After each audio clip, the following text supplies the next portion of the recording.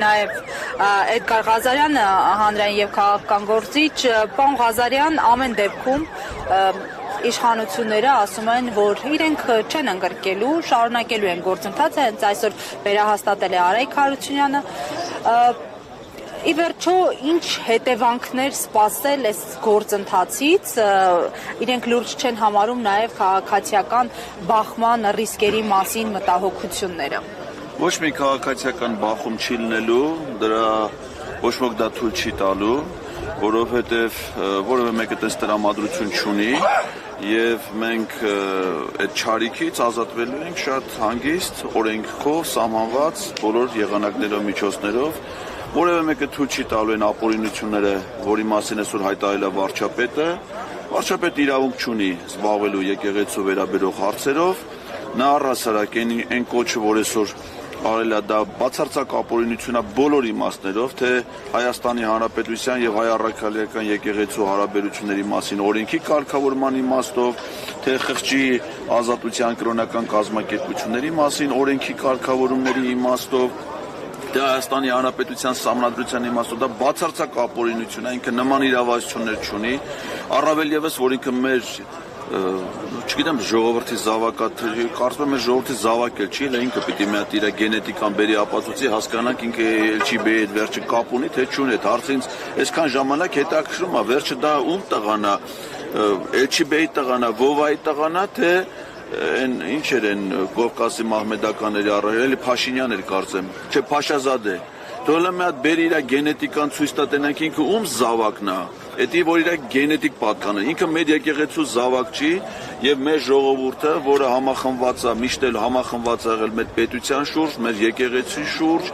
մեր միացնում այդ Արցախի շուրջ, մեր գաղափարների շուրջ, այսօր մեր ձեռքից զավթել են մեր օրինական իշխանությունը եւ ճշտամին դուրս է եկել պայքարի։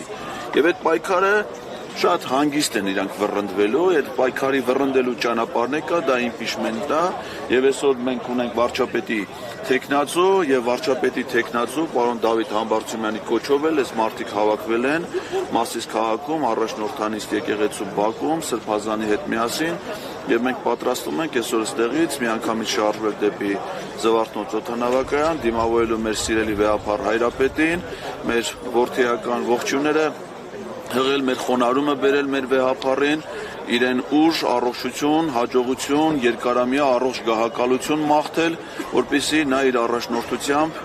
օգնի մեզ հաղթահարելու այս դժվարությունները, հաղթահարելու այս չարիքին ու սատանան։ Եվ ես վստահ եմ, որ դա տենց էլ կլինի։ Պարոն Ղազարյան, տեղյակ եք ինչ փուլում են բանակցությունները Հայաստան դաշինքի հետ այս պահին եւ իրատեսականությանը, եթե անդրադառնանք, հիշում ենք, որ նաեւ ընդդիմադիր շրջանակներն էին թերահավատորեն մոտենում այս գործընթացին, փաստացի գործընթացը մեկնարկեց։ Ինչ սպասել, արդյունքը ինչպիսին։ Ես ճիշտ ասած մի քիչ լավ չեմ պատկերացնում, թե ինչ բանակցությունների մասին է խոսքը։ Ասել էին, որ բանակցություններ Չէ, բանակցություն, այսինքն կա վարչապետի թեկնածու, եթե իրանք կողմ են որևէ պատգամավոր կողմը վարչապետին անվստահություն հայտնելուն, գալիս է միանում այդ նախաձեռնությանը ու դառնում է իր նախաձեռնությունը, սկսում է պայքարը չարիքի դեմ, ինչ բանակցություն, այսինքն ինչ որ մեկի մենք պիտի համոզենք, հա, որ գա այդ նախաձեռնությանը միանը, բանակցության առարկա չկա, չգիտեմ, ասենք եթե հիմա ասում են Սերյան Օհանյանը պիտի հանդիպի Հայկ Մամիջանյանի հետ, ինչ-որ շատ կարևոր իրադարձություն է։ Սերյան Օհանյանը Հայկ Մամիջյանը ինքն ազգային ժողովի պատգամավորն 1000 անգամ կարան ազգային ժողով հանդիպել, նրանց հանդիպում այդ ինչա դառնում իրադարձություն, չեմ անդե բանակցության բան չկա։ Մինչև հիմա ցանկացած պատգամավոր այդ թվում Հայաստան դաշինքից իրավունք ուներ հնարավորություններ առաջադրելու վարչապետի թեկնածու սեր անվստահության գործ։ Իրենք ասացին, որ իրենք չունեն այս բային թեկնածու, պատրաստ են քննարկել, միանալ այլ թեկնածուն հիմա արդեն կա, առաջադրված է, ինչ քննարկելու բան չկա, չեմ էլ հասկանում ինչ պիտի քննարկեն։ Իսկ հիմա այգե պետք է ասեն, միանգամից 28 պատգամավոր է միանում, թե ասենք 14-14։ Եվ պարոն Ղազարյան, վեհապարի թիրախավորումը իմաստնավորի, որովհետև նշում են, հենց այսօր էլ նշել են, որ եկեղեցու դեմ չէ իրենց, այսպես ասած, պրոցեսը, վեհապարի թիրախավորումը այս փուլում ինչի հետ է կապում, հենց այս ժամանակահատվածում, պարբերական եղել են, բայց այս սրացումները կոնկրետ։ Ոնց եկեղեցու դեմ չի, բա վեհապարը ում է ներկայացնում, վեհապարը մեր եկեղեցու գլուխն է, մեր եկեղեցուն ժողովրդինն է։ Դե, բա իրանք մեր ժողովրդի հետ ինչ գործ ունեն։ Իրանք ժողովուրդը Ադրբեջանի ժողովուրդն է, ինքը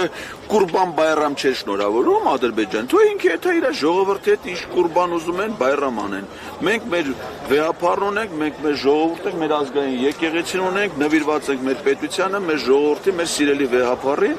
ու իրանք ինչ կապ ունեն մեր հետ։ Ինչ գործ ունեն հələ որ մի հատ ինչ որ մեկի դեմը լինեն, ինչ որ մեկի դեմ չլինեն։ Ով են իրանք որ ընդհանրապես ինչ որ մեկի դեմը լինեն։ Թուրքիան ուզում են այդան թուրքերը հետ ապրեն, թող հիմա Ալեն Սիմոնյանն ասում է դու ադրբեջանցիները կան, մենք իրանց հետ կապրենք։ Ալեն Սիմոնյանն ուզում է ադրբեջանցիները հետ ապրեն, ինչի է 300,000 ադրբեջանցի բերում Հայաստան։ Ինքը թող այդա ընդ 9 միլիոն ադրբեջանցի կա, այդա դրանց հետ ընդ ապրի։ Հասկանալի է ձեր տեսակետը, շնորհակալ եմ։